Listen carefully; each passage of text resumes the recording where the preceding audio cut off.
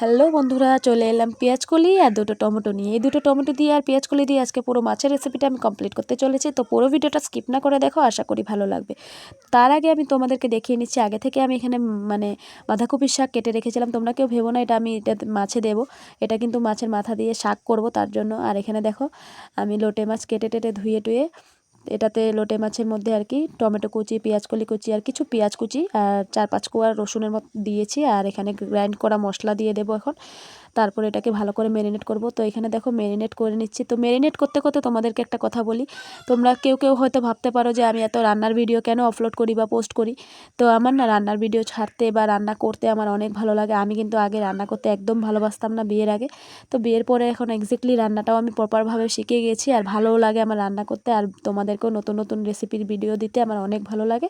তো এখানে দেখো আমি লোটে মাছটা কথা বলতে বলতে জাস্ট বসিয়ে দিলাম। আর দেখো কি সুন্দর কালার এসেছে। এখন নামিয়ে নেব। এই দেখো ধনেপাতা দিয়ে নামিয়ে নিয়েছি। তো ধনেপাতা দেওয়াটা তোমাদের সাথে আর দেখাতে পারিনি, স্কিপ করে গেছি। তো আজকের জন্য এতটুকুই ছিল মাছের রেসিপি। তো আর এখানে দেখো আমি শাকটাকে এখন বানিয়ে নিচ্ছি মাছের মাথা দিয়ে, ওই যে কেটে রাখা বাঁধাকপির শাকটাকে বানাচ্ছি। তো শাকটাও দেখো কমপ্লিট হয়ে গেছে বানানো। আর ফাইনাল লুকটা দেখো।